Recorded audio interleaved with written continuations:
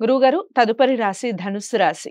ఈ క్రోధినామ సంవత్సరంలో ధనుస్సు రాశి వారికి ఏ విధంగా ఉంది చెప్పండి? తప్పకుండా అమ్మ. ఓం శ్రీ గురుభ్యో నమః. క్రోధినామ సంవత్సరంలో ధనస్సు రాశి వాళ్ళకి గ్రహగమన గతులు ఏ విధంగా ఉన్నాయో ఒకసారి చూస్తే, మూలా నక్షత్రం 1, 2, 3, 4 పాదాల్లో జన్మించిన వాళ్ళకి, పూర్వాషాఢ నక్షత్రం 1, 2, 3, 4 పాదాల్లో జన్మించిన వాళ్ళు, ఉత్తరాషాఢ నక్షత్రం 1వ పాదంలో జన్మించిన వాళ్ళందరూ కూడా ధనస్సు రాశి జాతకులు అవుతారు.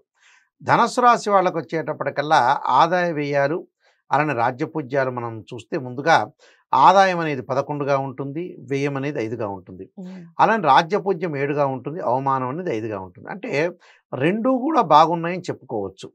అంటే రెండూ కూడా వాళ్ళకి చాలా అనుకూలమైన ఫలితాలు జరిగే అవకాశం అనేది ఖచ్చితంగా ఉంటుంది. అంటే 11 ఆదాయం, 5గా ఖర్చుగా ఉంటాం, 7 వచ్చేటప్పటికి రాజ్యపూజ్యం, 5 అవమానంగా ఉంటుంది. అంటే ఈ సంవత్సరం అంతా కూడా గురువు సువర్ణమూర్తిగాను, అలానే రాహుకేతువులు కూడా సువర్ణమూర్తులుగా ఉండే అవకాశం అనేది ఒకటి ఉంది. అయితే వ్యవసాయదారులకి మొదటి పంట అనేది అనుకూలం కాదు, రెండవ పంట అనుకూలంగా ఉంటుంది. కొత్త పంటల చేత లాభం పొందే అవకాశాలు ఎక్కువగా ఉంటాయి.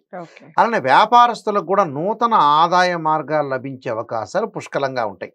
అంటే అధికారుల యొక్క ఒత్తిడి కూడా ఉండే అవకాశం ఒకటి ఉంటుంది. స్వతంత్ర వృత్తుల వారికి కూడా ప్రభుత్వం ద్వారా కొన్ని ప్రోత్సాహం అనేది లభించే అవకాశం ఉంటుంది. అలానే కొత్త పరిచయాలు ఉండే అవకాశాలు, అలానే కొంతమంది చేత లాభం, సాంకేతిక రంగం వాళ్ళకు కూడా సుఫలితాలు జరిగే అవకాశం ఉంటుంది. రాజకీయ రంగం వారికి కూడా కొంత అనుకూలంగా ఉండే అవకాశాలు ఎక్కువ ఉంటాయి. పార్టీల మార్పులు ఉండే అవకాశం ఉండటం ఉంటే, స్త్రీలకి అనుకూలమైన కాలం, కుటుంబ పరిస్థితులు కొంత చక్కబడే అవకాశాలు ఎక్కువగా ఉంటాయి. విద్యార్థులకు మొదటి సంవత్సరం కంటే కూడా రెండవ సంవత్సరంలో ఉత్తీర్ణత బాగా సాధించే అవకాశం ఉంటుంది. అలానే శ్రద్ధతో పెడితే సుఫలితాలు జరిగే అవకాశం అనేది ఒకటి ఉంటుంది.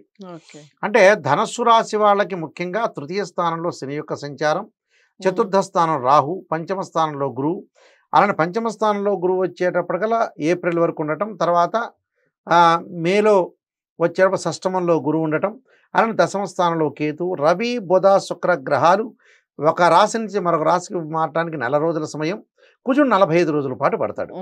అంటే గ్రహగమన గతులన్నీ కూడా మనం చూసినట్లయితే ముఖ్యంగా ఆదాయం అనేది చాలా బాగుంటుంది. ఏమిటి కారణం ఏమిటి అంటే, ధనుస్సు రాశి వాళ్ళ తృతీయ స్థానంలో శని యొక్క సంచారం. శని గోచారీత్యా 3, 6, 11 స్థానాలు సుఫలితాన్ని ఇస్తాడని శాస్త్రం. అలానే గురువు కూడా 5వ స్థానంలో ఉన్నాడు. అంటే శని అంతా బాగా నడిపిస్తాడు ఈ సంవత్సరం అంతా కూడా. అంటే శని వల్లనే శని, రవి, బుధ, శుక్ర గ్రహాల వల్ల అనుకూలంగా ఉంటుంది ఈ సంవత్సరం. అంటే ధనుస్సు రాశి వాళ్ళకి బ్రహ్మాండమైన ఆదాయం, వ్యాపార పరంగా అనుకూలంగా ఉండటం, స్థిర వ్యాపారాలు, నూతన వ్యాపారాల్లో పెట్టుబడులు పెట్టడం, ప్రముఖ పారిశ్రామికవేత్తలకు కూడా అనుకూలంగా ఉండటం, అలానే దూర బంధువులు వచ్చే రాకనేది ఉంటుంది. అలానే కుటుంబంలో కొన్ని చికాకులున్నా మృష్టాన్న భోజనం చేసే అవకాశం ఉంది. సమయానికి భోజనం చేయాలి, శత్రు జయం జరిగే అవకాశం ఉంటుంది. అలానే దైవ దర్శనాలు, ఆరోగ్య భంగములు కూడా జరిగే అవకాశం ఉంటుంది. అలానే మాతృకి సంబంధించిన అంటే తల్లికి సంబంధించిన ఆరోగ్య విషయంలోనూ, అలానే వాహనాలు కొనుగోలు చేస్తారు, ఆ కొనుగోలులోనే కొన్ని ఇబ్బందులు కలిగే అవకాశాలు ఉంటాయి. అంటే కంపెనీ త్రూ ఏదైతే తీసుకుంటారో ఆ వాహనంలోనే కొన్ని ఇబ్బందులు, కొంచెం జాగ్రత్తలు వహించి వాహనాలు కొనుగోలు చేయాలి.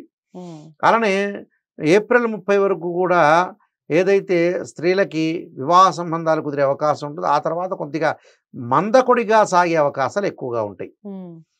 అలానే ఇంటిలోని వారికి కొంత ఆరోగ్య భంగం కలిగే అవకాశం ఒకటి ఉంటుంది. అంటే బంధువర్గము, తర్వాత వాళ్ళ ఇంటిలో వినోదాలు పాల్గొంటే అవకాశాలు ఎక్కువగా ఉంటాయి. అతి శ్రమ వల్ల ధనాదాయం బాగా పెరుగుతుంది వీళ్ళకి. అంటే గురువు బాగలేదు కాబట్టి శ్రమ పడితే, కష్టపడితే అద్భుతమైన ఫలితాలు వచ్చే అవకాశం అనేది ఖచ్చితంగా ఉంటుంది. సంఘంలో కీర్తి ప్రతిష్టలు బాగా ఎక్కువగా పెరిగే అవకాశాలు ఎక్కువ ఉంటాయి. ఆర్థికంగా నిలదొక్కునే ప్రయత్నాలు సఫలీకృతం అవుతాయి ఇక్కడ. అంటే కొంత భార్యకు అనారోగ్య విషయంలో శ్రద్ధ వహించాలి వీళ్ళు. అలానే విదేశాలకు వెళ్ళే అవకాశాలు ఎక్కువగా ఉంటాయి. తల్లి ఆరోగ్యము, భార్య యొక్క ఆరోగ్య విషయంలో జాగ్రత్త ఉండాలి. అలానే దూర ప్రయాణాల విషయాల్లో కొంత ఆలోచనలు, పెద్దల యొక్క మన్ననలు పొందడానికి ప్రయత్నం అనేది చేయాలి. అంటే గౌరవ మర్యాదలు బాగా పెరుగుతాయి. వాళ్ళు చేసే ఉద్యోగస్తులు ఎవరైతే ఉంటారో వాళ్ళకు అనుకూలమైన కాలం అని చెప్పుకోవచ్చు. అంటే వృత్తి, ఉద్యోగ, వ్యాపార రంగం వాళ్ళందరికీ కూడా విశేషమైన ఫలితాలు జరిగే అవకాశాలు ఎక్కువగా ఉంటాయి. అలానే చిరు వ్యాపారులకు కూడా అనుకూలమైన ప్రయత్నాలు సఫలీకృతం అయ్యే అవకాశాలు ఎక్కువ ఉంటాయి. కానీ భార్య యొక్క ఆరోగ్యము, తల్లి యొక్క ఆరోగ్యాన్ని సంరక్షించుకోవాలి వీళ్ళు. అంటే భద్రంగా కాపాడుకోవాలని అర్థం. దీని అర్థం అంటే చిన్న మార్పులు వచ్చినా కూడా వాళ్ళు జాగ్రత్త వహించి దాని యొక్క ఏదైతే ఉంటుందో ప్రికాషన్ తీసుకొని ముందుకు వెళ్ళాలి. అలానే అన్నదమ్ముల మధ్యలో సఖ్యతగా పెరగటం, అన్నదమ్ముల మధ్యలో ఉండే కోర్టు సమస్యలు అంటే లావాదేవీలు ఉంటే ఆ లావాదేవీలన్నీ కూడా సమస్యల పరిష్కారం అయ్యే అవకాశాలు ఎక్కువ ఉంటాయి. అంటే వైఫ్ యొక్క హెల్త్ అలానే మదర్ యొక్క హెల్త్ అనేది చాలా ఇంపార్టెంట్. ఈ రెండింటినీ కూడా కొంత జాగ్రత్త వహించి ముందుకు వెళ్ళాలి. అంటే వృత్తి వ్యాపారాల యందు అనుకూలమైన ప్రయత్నాలు ఉంటాయి. అలానే సాంకేతిక రంగాల్లో కొన్ని పెనుమార్పులు జరిగే అవకాశాలు ఎక్కువ ఉంటాయి వీళ్ళకి. అంటే జాబ్ హోల్డర్స్ ఎవరైతే ఉంటారో వాళ్ళకి అనుకూలంగా జరగటం ఒకటి, ప్రమోషన్లు విషయంలో కూడా వాళ్ళకి అనుకూలమైన ఫలితాలు వచ్చే అవకాశం. అంటే వాళ్ళు ఏ ఊరికి వెళ్ళారో ఆ ప్రమోషన్ లభించే అవకాశం ఇది ఉంటుంది. సహజంగా ప్రమోషన్ లభిస్తుంది, కానీ వాళ్ళకి ఉన్న ఊరు ఉన్న ప్రాంతము ఎక్కడో చేయాలని ఒక అభిలాష అనేది ఒకటి ఉంటుంది. ఆ కోరిక తీరే అవకాశం అనేది క్రోధినామ సంవత్సరం. గౌరవ ప్రతిష్టలు, సన్మానాలు, రికగ్నైజ్డ్ ఒక గుర్తింపు పొందే అవకాశం అనేది ఒకటి ఉంటుంది. అయితే ఏంటంటే కొంత వైషమ్యాలు లేకుండా మనశ్శాంతి లోపించే అవకాశం ఒకటి ఉంటుంది. మనశ్శాంతి లోపించడం అంటే ఏంటంటే ఏదో ప్రాంతానికి వెళ్ళటం, అక్కడ మనశ్శాంతి లేకపోవటం, ఆ ఉన్న ప్రాంతం నుంచి మారిపోయే అవకాశాలు, దూర ప్రయాణాలు చేసే అవకాశం ఎక్కువగా ఉండటం, అలానే కొన్ని అనుకూలంగా కొంత ఖర్చులు కూడా ఉండే అవకాశం అనేది ఒకటి ఉంటుంది. ఖర్చులు కూడా ఉంటాయి ఇక్కడ. అంటే 11 ఆదాయం ఉంది, 5 ఖర్చు ఉంది. కొంత ఖర్చులు కూడా పెరుగుతూ ఉంటాయి. ఖర్చులు పెరుగుతున్నా కూడా డబ్బు అనేది ఎసెట్స్ రూపంలో మారకుండా ఉన్న డబ్బు ఉంటుంది. అంటే ఆదాయం అనేది పెరుగుతూ ఉంటుంది. పెరగటం కూడా చాలా మంచిదే. కాబట్టి ఈ పెరిగే అవకాశాలు బాగా ఎక్కువ ఉంటాయి. శుభ కార్యక్రమాల నిర్వహణ చేయటం అంటే శుభ కార్యక్రమాల్లో పాల్గొనే అవకాశం ఉంటుంది. ధన వ్యవహారాల్లో ముందుకు సాగే అవకాశాలు ఎక్కువ ఉంటాయి. అంటే ధనుసు రాశి వాళ్ళకు తృతీయ స్థానంలో శని మంచివాడు, అలానే చతుర్థ స్థానంలో శని మంచివాడు అయ్యాడు కాబట్టి రాహు వల్ల ఫలితం వల్ల పెద్దగా వాళ్ళకి ఆపద వచ్చేది ఏమి లేదు. శనివత్ రాహు అంటారు. శని అన్న బాగుండాలి, రాహు అన్న బాగుండాలి. ఇక్కడ శని బాగున్నాడు, రాహు బాల. శని బాగున్నాడు కాబట్టి రాహు యొక్క ఫలితం అనేది తగ్గుతుంది, అంటే కీడు అనేది తగ్గుతుంది.